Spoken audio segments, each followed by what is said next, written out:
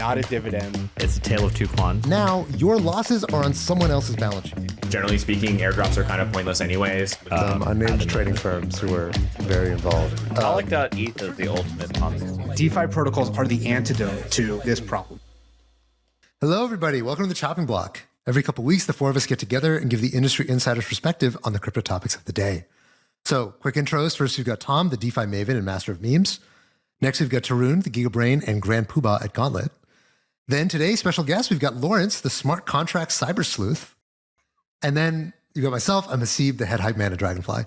So we are early stage investors in crypto, but I want to caveat that nothing we say here is investment advice, legal advice, or even life advice. Please see choppingblock.xyz for more disclosures. Laurence, welcome to the show.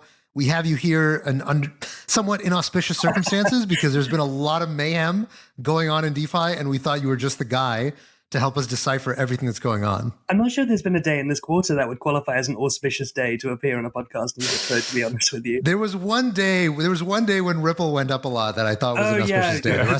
The rest of them have been pretty crappy. Actually, I think for the audience who might not know, Laurence himself has dealt with creating a protocol that has had a attack, and so maybe a bit of history on your experience would be good for the listeners' edification. Yeah, I'm happy to talk about that. So in 2001, I worked as a contributor to a protocol called Indexed Finance.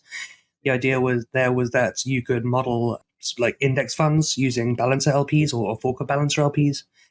They were attacked in October of 2021 using it was a flash loan attack combined with some overflowing of some sushi tokens into a particular pool. It's been a year and a half now, and the details are starting to slip from me. But all this to say, I know what it's like to be on the other side of that, and to kind of pick through things as they happen. It's I wouldn't wish it on anyone.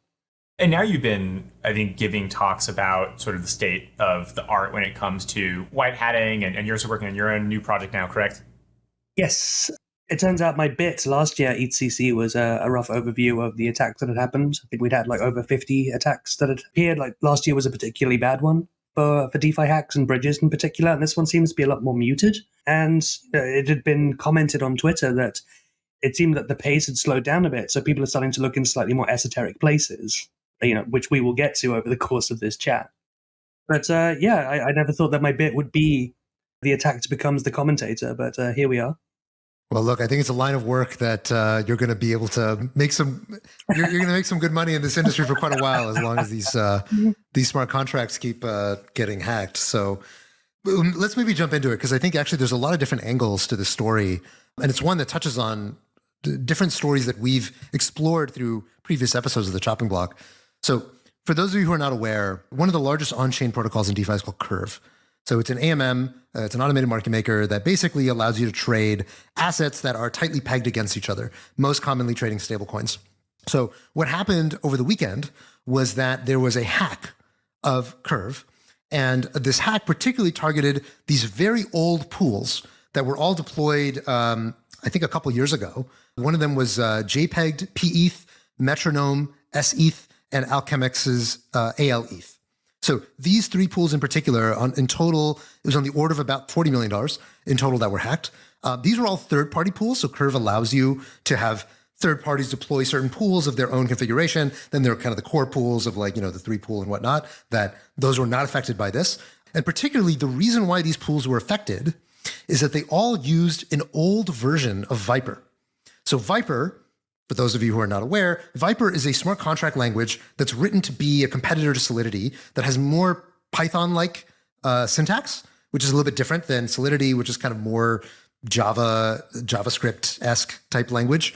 And so this older version, now newer versions, actually all of Curve is actually written in Viper, but newer versions of Viper do not have this bug. It was fixed, I believe, in 2011 or something. So the rest of Curve is not vulnerable to this bug, but these older versions were. So this bug freaked people out because Curve is one of the most, well-known, longest-standing, stalwart protocols in DeFi, and is actually one of the largest protocols in DeFi by TVL. At the time of the bug, it had about $3 billion in total assets in Curve, and in large part as a result of the panic that set in after people realized this bug took place, half of all the capital in Curve has pulled out. Curve is now down almost 50% of all of the assets in Curve, meaning $1.5 billion was withdrawn from Curve over the last, call it 48-ish hours. Let me pause there, because I think for a lot of folks, they may not understand the contours of what it means when to say that there was a bug in a smart contract language or in a compiler. A lot of people have been pointing fingers and saying, oh my God, how did Curve mess this up? Like why are these people asleep at the wheel? Because this bug was a reentrancy bug. Reentrancy is a very long history in crypto as being, famously the bug that took down the DAO. It's a bug that keeps rearing its head over and over again. So Laurence, could you explain for us, one, help us understand, how Viper and this bug fits into it and what people mean by reentrancy? Can you walk through that for us? I think there's probably going to be better resources than me to talk about the nature of what reentrancy is, but basically, kind of re-entering a function more than once in the same call. I think this one's particularly interesting because, as you say yourself, right, when people talk about reentrancy being a root cause for hacks, it's very common, right? It stretches back 5 years, 6 years, and this is, for the most part, if you're dealing with topics that, modern approaches for things, it's a solved problem.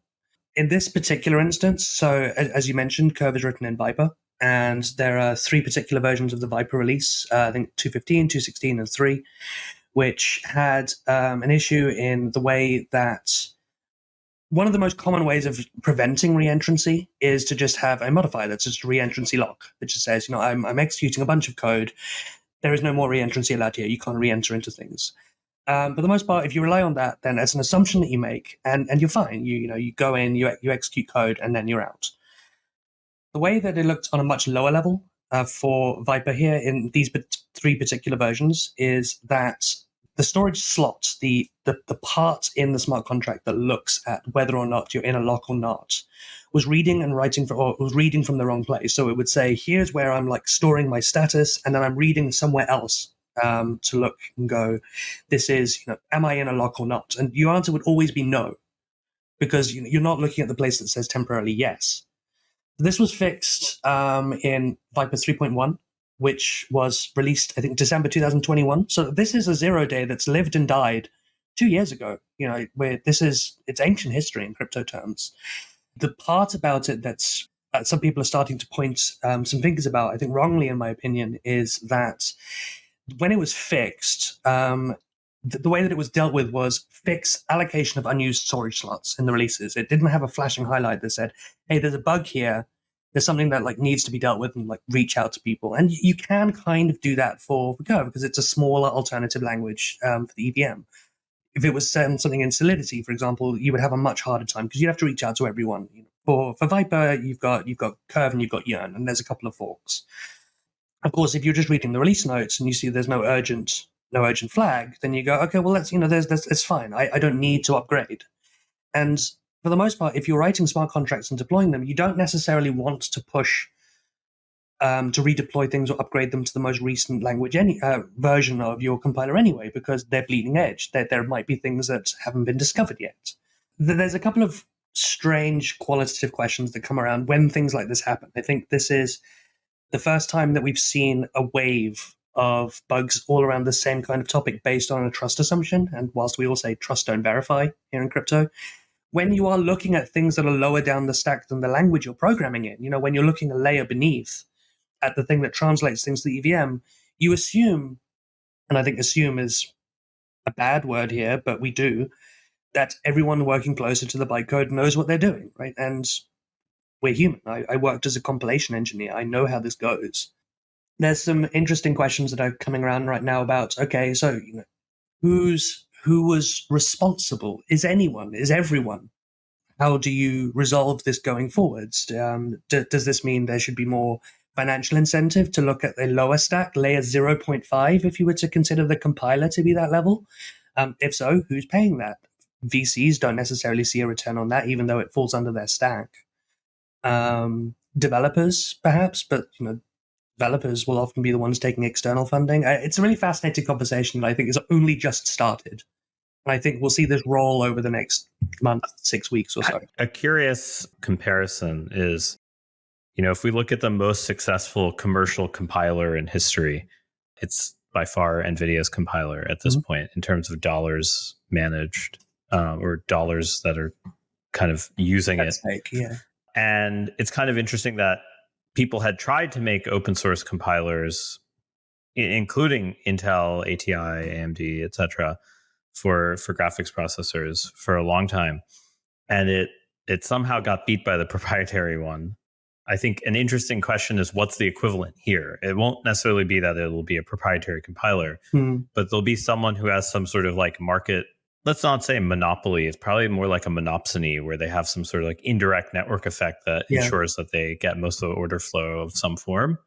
And the monopsony is sort of incentivized to fund this type of stuff. I don't think that, to be honest, like the Ethereum Foundation or people who are doing consensus stuff care that much about this. It's sort of like, well, we gave you Solidity. You want to make another language, go fuck off, right? Which is like not. It's unfortunately for better or worse. Wasn't Vitalik involved in the development of Viper?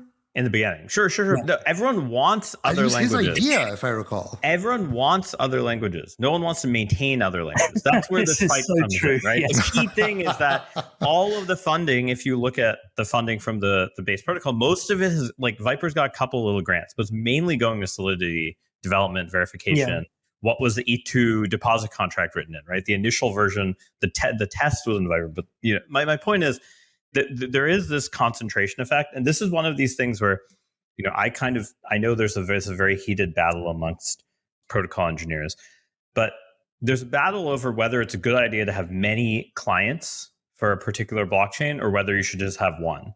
Because if you have many clients and there's an error that all of them have, that is something that's outside of the specifications of the client, well, it's possible that they each implemented the error slightly differently. And then you get these kind of like production bugs that look way crazier than if everyone was running the same client. And we actually have seen a couple of those in the E2 Beacon chain. But I guess there's always going to be this kind of fight. I think the place I'm more convinced will be the actual funding source for like compiler security, ironically, is going to come from a lot of ZK stuff, because ZK circuits are much worse in terms of security vulnerabilities in some ways than the raw code, because you need the code to execute correctly as well as the proof, and they have to be synchronized. And there's lots of ways they can get out of sync. And in some ways, if there's more value locked there, I could see that being the place that. I mean, there's something to be said there for then perhaps funding flowing to languages such as Solidity and Viper, like in the process of, say, verifying a transpiler down to something that works for ZK. I mean, that's around the houses way of doing it. But I think you raise a really good point. We talk so much about client diversity on the execution and consensus layers, and then we kind of seem to have accepted that for the most part, if you're writing code, you should be learning some JavaScript and you should be doing it in Solidity. And I can see from a cynical business perspective why that makes sense. Woe be it for the, a catastrophic consequence if something like this was found in Sol C. And there's part of me that goes, we should have more languages. We should be more diverse. And yeah, it turns out it's very much show me the incentives. I mean, yeah, your PhD is in Haskell, right? I mean, I will admit the last time I looked at anything compiler level for the EVM was HEVM. So I very much have qualifications in this regard. So I have opinions. Don't think we should be doing compiling from a Haskell DSL down and making it mainstream. But I think we should have more. But as we see, even 2 is causing something of a stoppage in the dam of where funds go and what goes where. I think this is weirdly an argument perhaps for this is the first time I've thought this through. We talk about things like where Ether's burned to. I don't know, set aside a little bit of it for that, for ecosystem development. But that raises a whole bunch of weird questions about who's doing the development, who stewards the funds. Oof. Is this a plug for what's that chain that has sort of the dev fund Canto built CSR. in? I was explicitly not going to say CSR, but it's the kind of idea spiritually similar. Treat expenditure as public good, and where you allocate. Given how much people get angry about any time I mention them on here, I'm just going to say no comment. Yeah, it's good to see you all. Yeah. To your point, I don't think it's a philosophical we need more languages or fewer clients or whatever. I think it's more like a funding and sort of incentives problem, right? Like this kind of reminds me of kind of like you know, like the Log4j you know, vulnerability from like 2 years ago, or like or like kind of like that. You remember that there's an XKCD comic of like, you know, sort of the modern stack, and there's a one little egg, and it's like, you have some library maintained by like a dude in Kansas, and like thanklessly maintained by a guy in Nebraska since 2005. Yeah. And you know, comparison with like the NVIDIA compiler, it's like, yeah, well, obviously you have, you know, a multi-billion-dollar company maintaining this thing. There's sort of different incentives and different capacities to do so. And so, yeah, I mean, a couple of dudes who are maintaining Viper, like, yeah, they probably don't have the resources to you know, thoroughly test and produce as production grade. Not to shut it up. I think overall it's yeah, exactly. I was about to say, like, it's kind of a valiant effort to try to run one of these fork languages, right? You're like, you have no support. You kind of like, you generally have a smaller team. There's going to be technical issues where you can't be one-to-one with the main language that's supported. And then the tooling doesn't really support you. It kind of like will like do the bare minimum so that, hey, I can deploy my contract, but all the security tooling won't support you, or, you know, and that in and of itself gets to a bunch of nuanced issues. But the reason you should be worried about these types of bugs is they're very insidious in the sense that, like, if you find one, they affect many places all at once at the same time, which is very different than most smart contract bugs, which are usually isolated. Yeah. Now, of course, there's going to be a ton of people who are, you know, like, hey, why don't you use my particular blockchain? We have these particular... Oh, yeah. Our one is safe by construction, and you hear it 8 times. So you're like, okay, chief. Which is never quite true. Never quite true. So. But this is one of the points that I also made on Twitter, which is that, like, whenever you see something like this, regardless of whether or not you put the blame at the feet of the developers, there's going to be some sense of like, okay, why did you get cute? Why didn't you just use Solidity and kind of sit in the sort of technological monoculture that it's like, look, Solidity just has the most eyeballs. It's the most battle tested. It's got the most, essentially it's got the biggest bounty on finding something broken, such that if there was some 0 day sitting in the wings, it would have been found much earlier than presumably it would be for Viper, which basically has one big honeypot, which is Curve. Like, I don't think that assumption holds, right? Because there were enough people looking at Viper stuff, and this stuff sat there for 2 years in the open, right? You just had to look back a little bit. I mean, how many people do we know that we can say, like, hand on heart, know the Solidity code base? I've barely looked at it. You know, like I have my bugbears about how it compiles and stuff, you know, like the VIR stuff. But like, this was my shtick, and I barely know it myself. Of course, look, I'm not saying that. I'm not saying that. It's saying that I would blame the people. I would blame the people who are using Viper. But I mean, this, like, Curve now has to answer this. Whether, you know, some people are going to give them the benefit of the doubt, as you just did.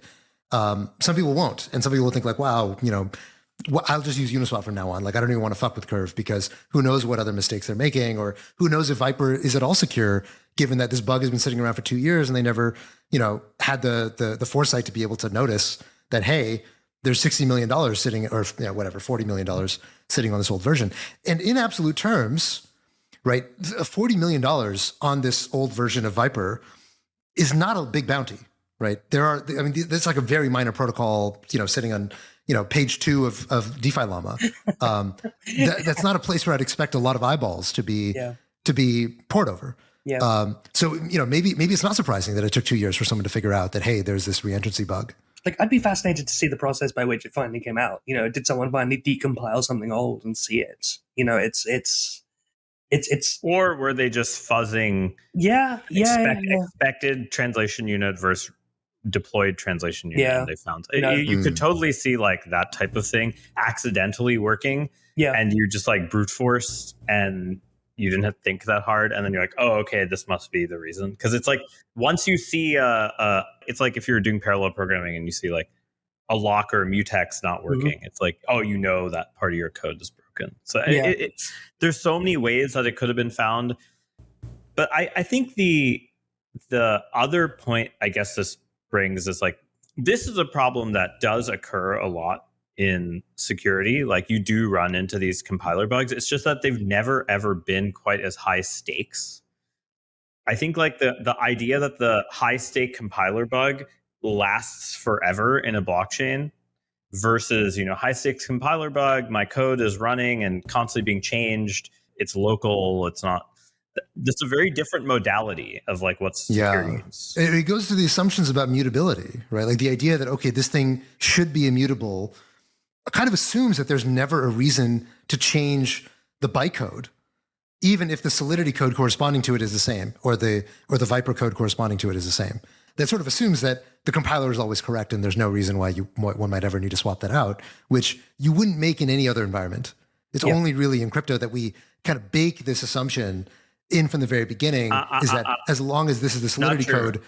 Not true. Spacecraft. Aerospace stuff does do the same thing, where it's like you make it once and you ship it. We had something that was built in the 80s and that has worked just fine. Yeah, and we're still getting signals from it. Yeah, there are like mission critical technologies that end up. And that's where they do. And when they do in space, they do like the multiple Waterfall versions of the same thing that are implemented in different redundant, languages, right? Exactly. And they do like some Byzantine fancy stuff between them in case they're slightly different. Like bit flips? They're not bitwise identical. In some but way. Also from cosmic rays. I read about this. Also in case cosmic rays like flip bits in the instruction set or whatever. So I think you just have to have that mindset, which ends up meaning you can't move as fast. And I think that's sort of why blockchains are interesting, in that they bring like some people who are of the like move fast always, break things, don't care mindset, with people who are like, absolutely not. This is like a immortal tomb that you can never desecrate and has to be written perfectly up front.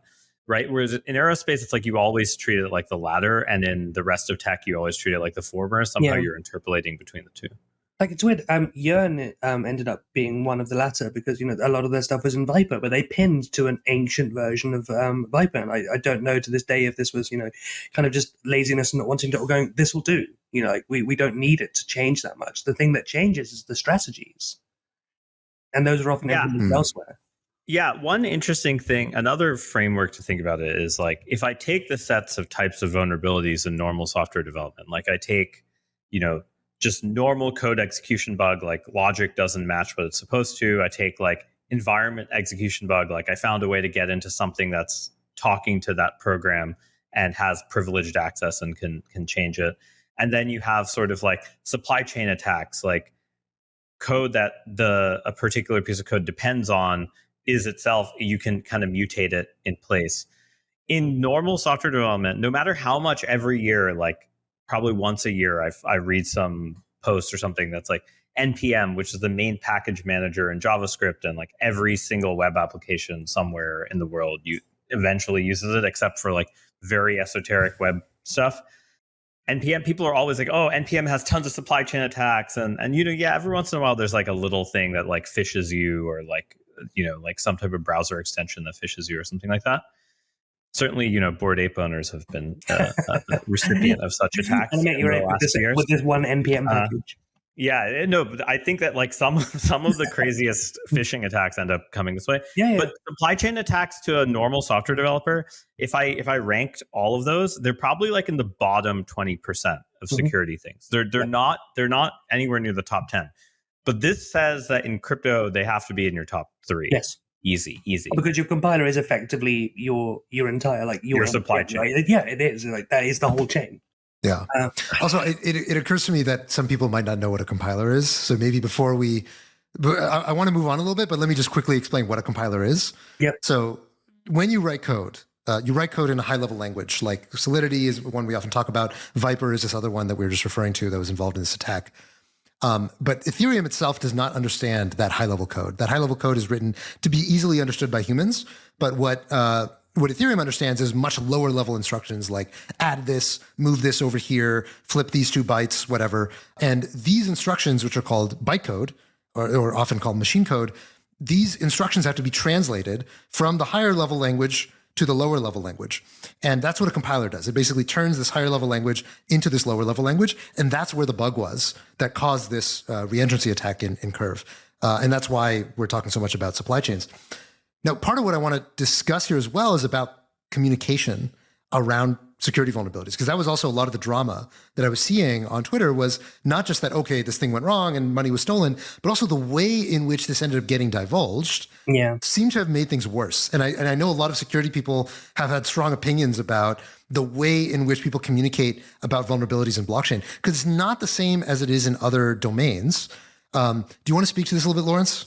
Yeah. So, like, often when these things happen, we don't have time to file a CVE. We don't have time to, we often, if you're dealing with anonymous teams, you can't even find a contact to speak to.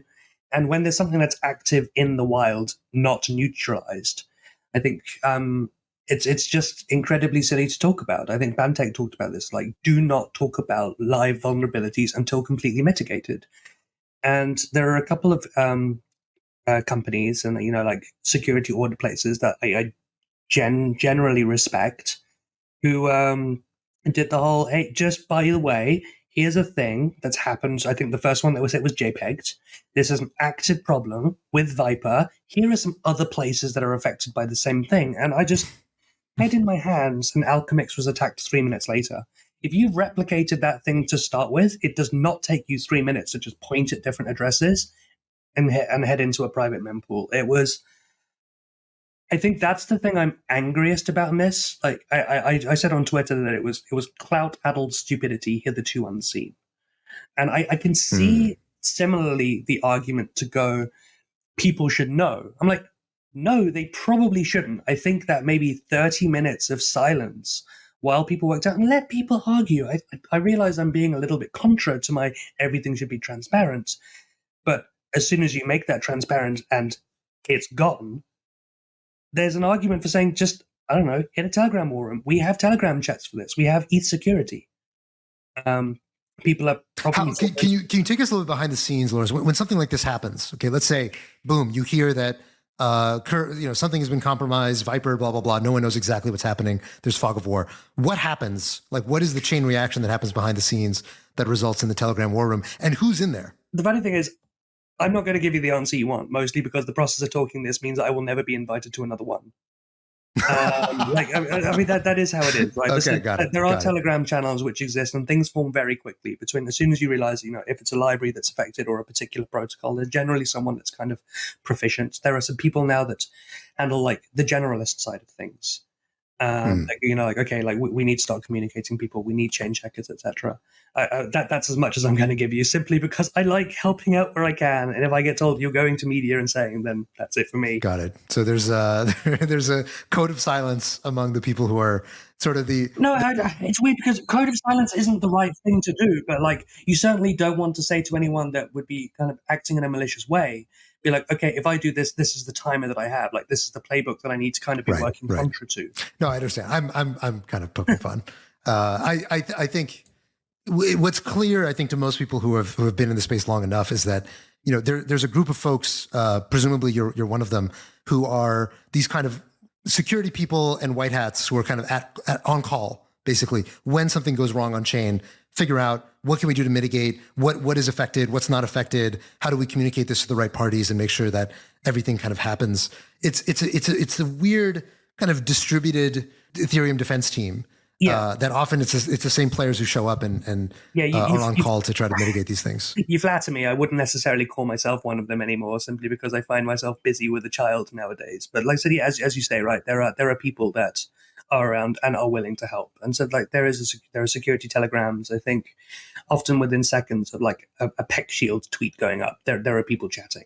Often, like, there are protocols that are working in the back noticing, and like you see it appear in like 6 places at once if it's something known, big. One thing I would point out though is that I think you kind of need this radio silence more for these supply chain attacks. Mm-hmm. Because remember, these supply chain attacks are like, if it's a bug of that form, every single thing that's ever been built with it is vulnerable at the same time. Versus if it's a specific protocol, then it becomes something more like, oh, well, all the forks are vulnerable. And maybe the forks are just like, it's like harder to do the attack because of the deployment. There's a lot of like kind of nuanced reasons. Whereas when it's a supply chain thing of like, this particular thing is always true for anything created in this way, then it becomes like much more. And to speak to that, I think we can, to the degree that you can consider something like this, which is awful and shouldn't have happened, lucky, in the sense that like the blast zone was effectively constrained to two major protocols, of which one of them, was out of the picture because of an older version of the compiler. Right. So let's continue on the story. So just to kind of recap where we are so far. So these old pools and Curve were compromised because of this reentrancy bug. Almost instantly, because of somebody going on Twitter and basically saying, "Oh, hey, look at this! This is happening on chain," and everything that uses the same compiler version seems to also be vulnerable, including these other protocols. Very quickly, you had a bunch of folks jumping in and exploiting basically everything that was vulnerable within minutes. Mm-hmm. Now, one of the things that's happening on chain, as kind of this on-chain background radiation, is this phenomenon we call generalized front running. And so generalized front running is basically when you have these folks who are monitoring the mempool, looking for transactions that may make money in any possible way. They simulate that transaction as though they were the person submitting the transaction instead of the actual person submitting the transaction. And if it'd be profitable for them to do so, then they automatically will submit that transaction and try to go faster than you. So if you make a trade that's going to be profitable, they'll try to front run the trade. And that also means if you're going to hack something, and that hack would be profitable, as all hacks are, or most hacks are, I guess, the useful ones, then they will do the hack instead and front run you on the hack. And because they're doing this automatically, most of the time these generalized front runners, they don't know what they're doing. It's just running while they're they're at a ball game or they're asleep or they're whatever, and this thing is just like doing whatever it's doing on the background. And so we had a very interesting MEV day where some generalized front runners ended up picking off some of the hacked funds that were otherwise being targeted by presumably copycats. Laurence, did you get a sense of what was going on here and how that story played out? I'd been busy watching and talking to some people at some of the other effective protocols like Alchemix when I realized that Curve had been hit for the first time. And then I noticed that Coffee Babe, God bless Coffee Babe, by the way, if you ever watch this, had intercepted, I think, 5 million. Out of the Curve attack. I think one of the things that, before I go a little bit further into this, I think one of the things that I find really fascinating, and I say this a lot on Twitter, is that it's incredible that it's still basically a coin flip between whether someone who's performing an incredibly complex attack, be it at the protocol level, or be it, as we have here, somewhere less than that, maybe someone's aped the vector, whether they have the sophistication to change their Ethereum RPC to a flashbot thing or not. So, you get people who are still going, here is 8 figures of crime that I'm about to do. Let me broadcast it into the public mempool. It's one of these incredible skill. And then robbing a bank and then stopping at the red light. It's baffling to me. I mean, I'm grateful that they're doing it because we have wonderful situations like you have searchers that are intercepting these things. And as people will have seen, I think there was a lot of chat about, MEV Searcher Coffee Babe picked up a bunch of it, and others have as well. I think there's a lot of credit to other people as well, such as Pascal Cavasaccio and so on and so forth. I'm not going to name them all. Wonderful work. Who went, okay, I've got this. I'm going to return it to, the address of my thing, and then chat and say, okay, I've picked this up. Where does it go? And I think a large chunk of it has gone, back to, I think Metronome's received a bunch back.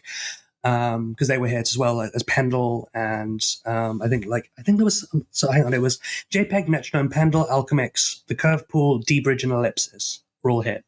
I think some of those were all here, have it back, which is great. I think this is a weird offshoot of white hattery, where someone has effectively sleepwalked into millions of dollars and just goes, "No, I'm all right, Chief. You take it back." It is really beautiful, and in a way, it's a testament to the culture that Ethereum has. That you've got these people who are, effectively kind of built from the same material you might think as hedge fund magnates who are, just ruthlessly out there competing every single day for every, iota of expected value. But then when something really goes wrong, they're like, hey, everyone's got to buckle up and defend ourselves against the real attackers, which are of course the folks who are hacking this thing in the first place. So I thought it was a beautiful little vignette, and also for those of I imagine many folks have never heard of generalized front running, but it in situations like this, it ends up becoming an important part of the story. So okay, let's move on to the the financial part of the story. Okay, so far we've been talking about This is all the financial technology, part of the the story, mechanics. Steve. I know. It's such a. I love how multi-layered the story is, even though it's obviously a fucking tragedy. Thing, yeah. But it's also a very teachable moment, I think, for DeFi and cybersecurity. On this taking place, obviously, people pulled a lot of money out of Curve, and the value of CRV, the native token of Curve, went down quite a bit, and so it dropped more than 20% over the span of a day and a half. And if you remember from a previous episode of the Chopping Block, we talked about Michael Egorov, who is the founder of Curve, and he has a very large amount of Curve that he owns on chain, against which he was borrowed a lot of money and purchased a lot of real estate in the real world. And so presumably he has a limited liquidity profile given how much he's balling in real life. And as the value of this Curve has gone down, in addition to just what's happened broadly with DeFi going down over the last year and many of these tokens getting hit, he was already extended pretty far in, if you recall, I think it was Aave at that time that originally he was at the risk of getting margin called. Now, all of a sudden, with the value of CRV going down 25% plus and threatening to go down even more, as not only are people worried about, oh my God, is there going to be some, death spiral that's happening here? But now the fear is, okay, will Michael Egorov, will he exacerbate that liquidity spiral, causing CRV to just, basically get vomited out into the market when his massive positions get liquidated? What is that going to do to Aave? What is that going to do to Frax? Which are all places where he's also borrowed a significant amount against his CRV holdings. So there was basically a kind of mass contagion of fear as CRV started getting hurt worse and worse as people started realizing this. And further, in some ways, many people shorting CRV to try to facilitate this and bring it on and say, hey, if we just get it to hit this threshold, boom, we can kind of knock his position entirely over and kill CRV. What Michael ended up doing is he went OTC because, of course, there's nowhere near enough liquidity for all the CRV that he owns. And basically anymore. Struck up a bunch of CRV deals. I'm sorry? Well, not anymore. Now that the key Not anymore. Yeah, that's right. That's right. Yeah. Once upon a time, there were people willing to buy and sell CRV. He ended up striking deals with Justin Sun, DCF God, and DWF Labs, among several others, to basically sell them OTC big chunks of CRV to give him liquidity in pretty significant discounts to market with very small lockups so that he could repay a bunch of his debt and lower his liquidation thresholds. So I think now it's pretty safe to say that we're out of the woods on that front. Last I saw, he was pretty close to, I want to say, like the liquidation price was pretty close to like 40 cents. Yeah. Now it's closer to 30 something, just because he's repaid so much of his debt on Aave, Fraxlend, and on Abracadabra. Yeah. So I think I think things are looking much safer now. Correct me if I'm wrong if anybody has more up-to-date numbers. His biggest vault is on Aave and currently has a health factor of 1.69, which is much better than it was. Yeah. The big issue though is you still own so much of the circulating supply. There's like 900 mil Curve outstanding, and he owns like 400 mil, something like that. So just even if you get liquidated, like there's just no amount of where's it going bids. Yeah, exactly. So it's like in reality, Aave v3 obviously fixes this, and then they can limit borrows per asset type. But it's kind of a mutually assured destruction at this point. Tarun, given that you were involved with this Aave kerfuffle a few weeks ago, what's your take on this whole deleveraging situation? Yeah, there's not too much, similar to Laurence, it's actually still somewhat, there's still things going on. So I probably will not say too much. You could say, okay, got it. But I will say, we've spent a lot of time making proposals of trying to mitigate this historically. Is this an "I told you so" moment for you guys?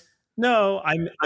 This is more just hey, look, we've made these proposals. Community, we've gone through this before. Didn't quite. Gauntlet has sent this to you in the past. If you had listened, if you had only listened to us, it's more like directionally it was correct. The things are kind of consistent, but the point of a DAO is that hey, the DAO can be like, we don't want to do that, right? So anyway. we put up another version of some of our old proposals. We're going to try to keep monitoring this. I mean, I think the emergency would have been if the Fraxlend interest rate. So one thing that's worth noting is Fraxlend.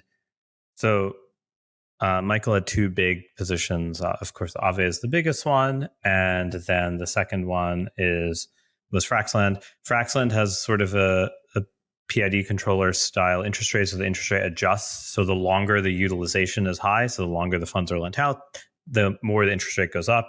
The lower the funds aren't lent out, vice versa. With the idea that, hey, they keep increasing the interest rate, then they can bring down the utilization, which lowers the risk, right? So like imagine you're a lender in the real world, you've lent out all your funds, but now you're worried that some of your risky borrowers are going to default. You may try to make the adjustable rates for your adjustable rate component go up because you want to compensate for those defaults. So that's sort of the thesis of the way they're looking at this, the way Fraxlend is designed. But the problem is at the current time, they were at 100% utilization, so the interest rate just keeps going up on its own. And there is this cycle between the two loans where one would in order to keep paying, like one would be draining faster because the interest rate's going up, the other one's sort of constant-ish, and you borrow against the one that's constant to pay the one that's going up. And that was where there was a lot of worry and cycles of the things that could go wrong. So it was interesting to watch people trying to hunt him on Fraxlend. Because the way that worked was, people would deposit curve, they'd withdraw Frax, APY++ because of the PID. And I think there was, a couple of hours where people are just sitting there going, like, just watching ping-ponging between the two, which I found fascinating. Like, I mean, I have this, like, more qualitative question, the what if about, we talk about, like, the nature of using these lending protocols that have long-tail asset support for, like, the tax-free leveraging of assets to borrow against them, or the selling without doing as much, and kind of saying that, any bad debt that's incurred is not a me problem, it's a you problem. And I think today was the day where everyone kind of en masse responsible for things was like, it's a me problem. And actually started kind of like making efforts to mitigate some of that. I said, I think there was some pretty distasteful characters that were included in the OTC deals. My personal take on some of those people, which I found fascinating because it was at 40 cents on the curve with a 3-6 month handshake deal, or you can sell if it goes up to 80 cents, which I found fascinating as kind of like this weird locked in situation between a bunch of like big money about something which could be a massive headache for Aave in particular. I find that it's so like, I mean, GCR clearly thought that something was going to go the way of the dodo because he added a bunch of Ethereum single-sided on V3, like aiming at like 3 to 7 cents per curve, I think. I mean, that might be psyops. He's probably smart enough to know that wouldn't have happened with a liquidation because of Chainlink, the way that it's weighted towards central exchanges. But it was certainly a weird moment to see that happen. Yeah. I will say on the whole, I mean, it does seem like this saga is coming to a close now. I want to give just a few minutes for us to kind of take the kind of broader reflections on what it means. A lot of the people, I mean, it was a wild 48 hours, I will say, very entertaining and many different angles to the story, which is also part of what makes it so fascinating. A lot of people were saying that, like, I mean, this kind of shows that DeFi isn't all that it was chalked up to be, and that it means you can't really trust this stuff because Curve was one of the biggest and everyone trusted it and blah blah blah. I do like to remind people that, look, I mean, the Curve pools that were affected were all very tiny old pools that were kind of third party pools. The main Curve pools themselves were completely unaffected by this, and on the whole, Curve had 3 billion in TVL, of which roughly 30 something million was actually affected by this bug. And so it is, and of course it pretty quickly people kind of came together, figured out what was wrong, and with a few caveats here and there, more or less got to getting everything else back in order. We didn't get a CRV cascade, we didn't get a bunch of bad debt proliferating on a bunch of protocols. Like, people kind of came together and worked together to help keep DeFi resilient. And I thought that was a great example of, it's not always just about the mechanisms. People talk about that a lot in DeFi, that, these mechanisms, they're, self-reinforcing, they're self-sustaining, they're super powerful. But a lot of it is really about how you build your norms and the community and the culture. That's a lot of what kept DeFi safe, is just the instincts people had about communicating with each other and working together to help this problem from getting worse. I prefer another way of looking at it, which is in traditional finance, you can't really see all these positions. In some ways, people are always like, oh, we should like have perfect privacy, private DeFi already. There's some sense in which you want these kind of bugs in public DeFi fixed discovered and dealt with first before you ever get to private DeFi. In traditional finance, you already have the private thing, but because you can't really prove any properties of what people's positions are, you never really know if they're solvent or not. You never really know the liquidity, especially for more liquid things. So in that sense, you would not be able to identify, the types of things we're talking about of like, hey, like someone is using their older loan to pay off their future loan until after it happens. And in some sense, that transparency is actually extremely useful for figuring out mitigations and also for other users who are impacted by that to adjust their strategies, which you can't really do in traditional finance, I would say.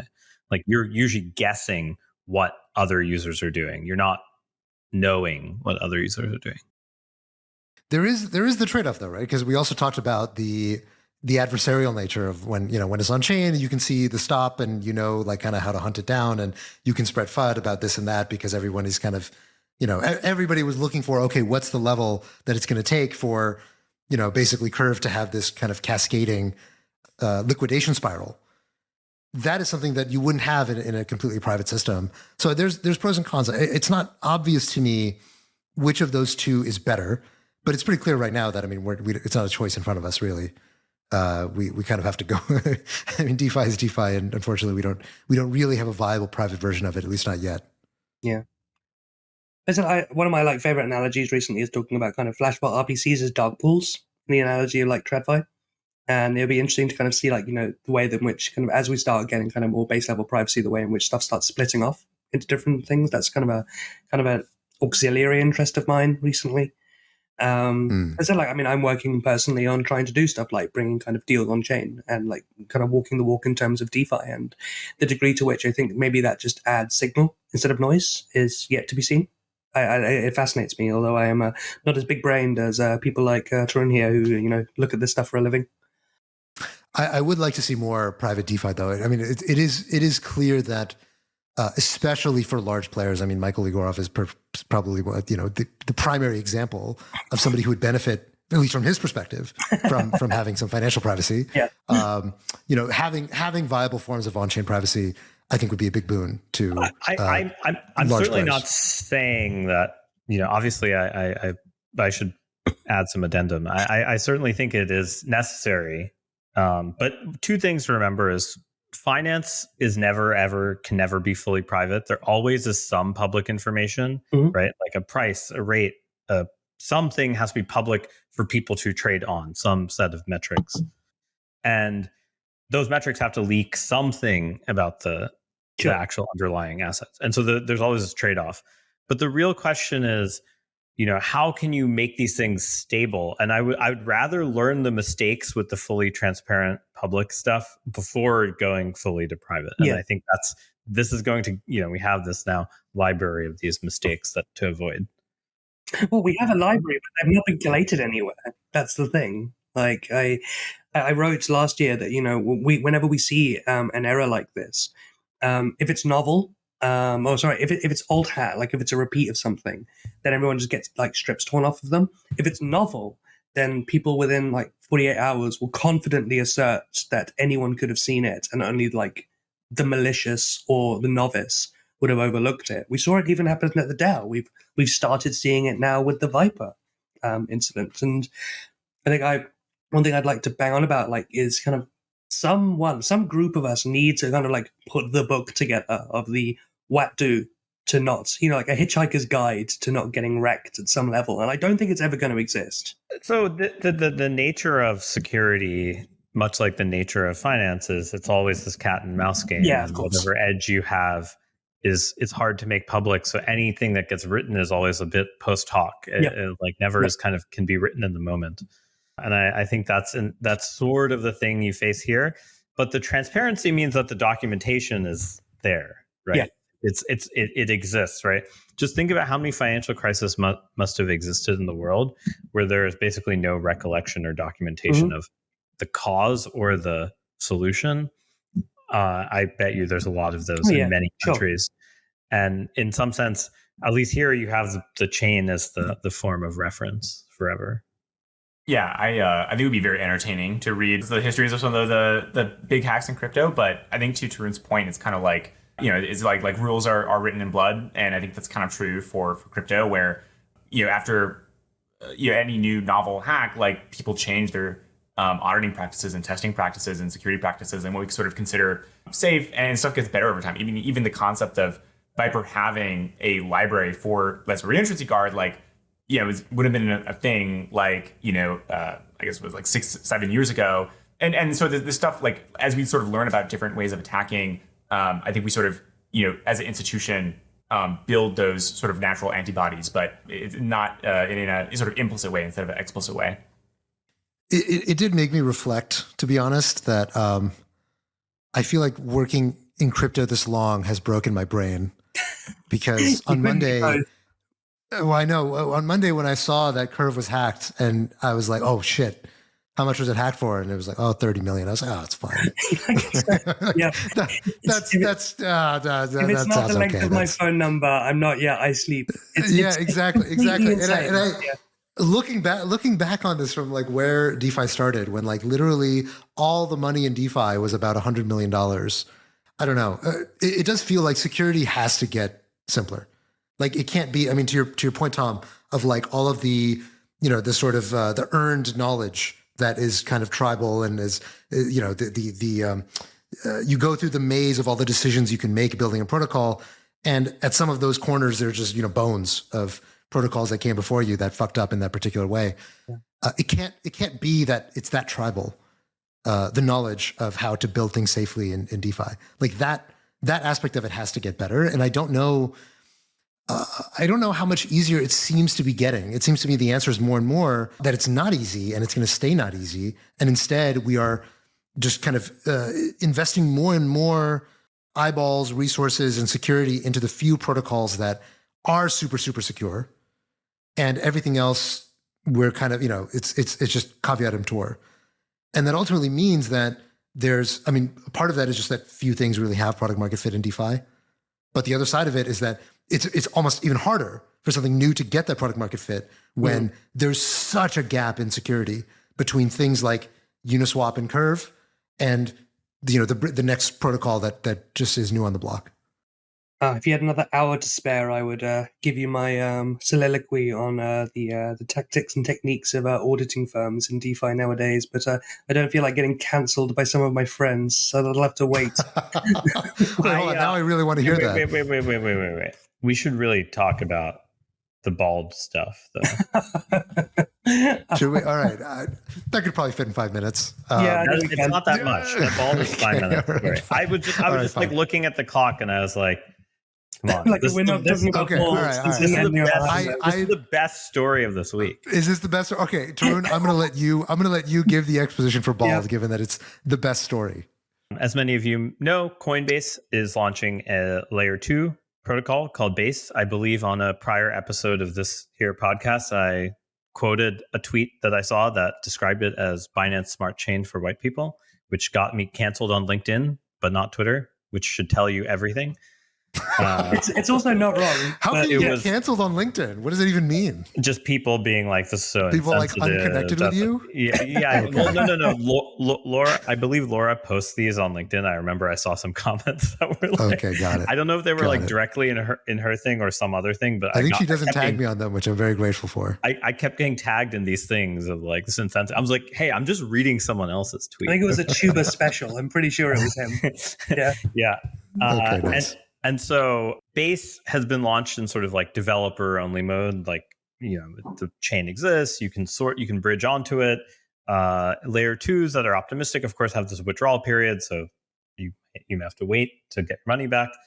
But I guess in honor of the fact that the people who are in trials with the SEC are bald, or the ones who win. I forget exactly what the meme is. Do you guys know why? Brian Armstrong. Yeah, Is it just Brian Armstrong? Got to be confident when the guy at the top is bald. Bald is strong meaning. There's a great meme like 2x3. Like you are with this show with Haseeb, right? You're very confident. Yes, exactly. Never trust that's a why man I'm with full head CEO. of hair in crypto. So someone made a meme coin called Bald, and they deployed it. And of course, we had this fervor of $50-60 million moving into Base, which sort of it was meant to be a developer test net, not totally meant for real funds. But you can't stop the apes when they ape. So all this money went in, and then the deployer developer sort of rug pulled the people in some ways. I think there's still debate as to how much of that is true. But once that happened, what happened was what always happens in these crypto scenarios where something awry happens, whether it's the curve thing, whether it's this. There's this community of these people on the internet who are just constantly sleuthing and trying to figure out like what they can about an entity, an address, a set of assets on the internet. And it turned out the Bald deployer is very connected to, had done a lot of 7-figure trades with Alameda, had made a lot of posts on the DYDX forums about how they should change their incentives, had clearly been doing algorithmic yield farming for a while, and not like manual, you could tell from some of the rebalance moves. And it was sort of a thing that was like, this is a more sophisticated person. How are they so dumb to deploy off this address that has so much provenance? Then that led, of course, to the natural SBF deployed it meme, which I don't think is true. No, I don't. But there are, of course, a ton of ex-Alameda employees who could have very easily been this entity, and that's where I suspect it is. Did I miss anything? Well, the deployer has come back now, posted, I think, about an hour and a half before this. I realize you've got your hard stop. Has come back now saying, as soon as there's another DEX that works, we're going to put more liquidity back, and any profits are going to effective altruism, like non-profits. No, you said to non-profits. Yeah, to non-profits. Not effective altruism, that's non-profits. Great, because I'm not profitable, so I'm looking forward to getting paid by an Alameda associate. But of course, I mean, this is psyops. You can't fool me. I am familiar with your game. Bald deployer. The best part was I think there was another meme coin launched today called Hair, which is doing quite well. There was also Fuckbald. There were loads. Fuckbald was a honeypot. And then, of course, like Leaked itself went down because of an exploit because it was solidly forked code. It's been an auspicious start for Base's developer-only mode. I'll say that much. I don't understand how a developer-only mode, how you can ape into a developer-only mode. They just made it harder. They just made it harder. There's no UX, whatever. It is functionally running. It's just that there's none of the creature comforts of like easy to do from MetaMask. Yeah, you just have to send it direct to a contract on mainnet, and it would do a self-transaction, and you're like, well, that's not a barrier. This whole thing reminded me of when during 2021 in the peak bull market, there were like all these TikTok influencers teaching you how to change your RPC to Binance Smart Chain and like go farm things to Binance Smart Chain. Like what was the thing that had a safe moon? Yes. Right? I think that was what it was. Oh God, we need a safe moon on Base. I'm telling you now. Boy, I mean, someday you're going to be telling your kids about the days when you had to manually change your RPC to use another chain. I'm going to get called a boomer because Do we sound like the people who talk about the dial-up sound? I feel like that is absolutely who we are. That is absolutely who we are. I got into a discussion with someone the other day in like the era pre-Flashbots about using gas price auctions to get into stuff, that it was all public, and I got called a boomer on chain. This was devastating to me. Oof. You live long enough. With that, I think I think the boomers got to go. We didn't even get a chance to talk about Hex getting sued by the SEC, but maybe we'll cover that at some point. But for now, we got to log off. Thank you, everybody, and we'll be back next week.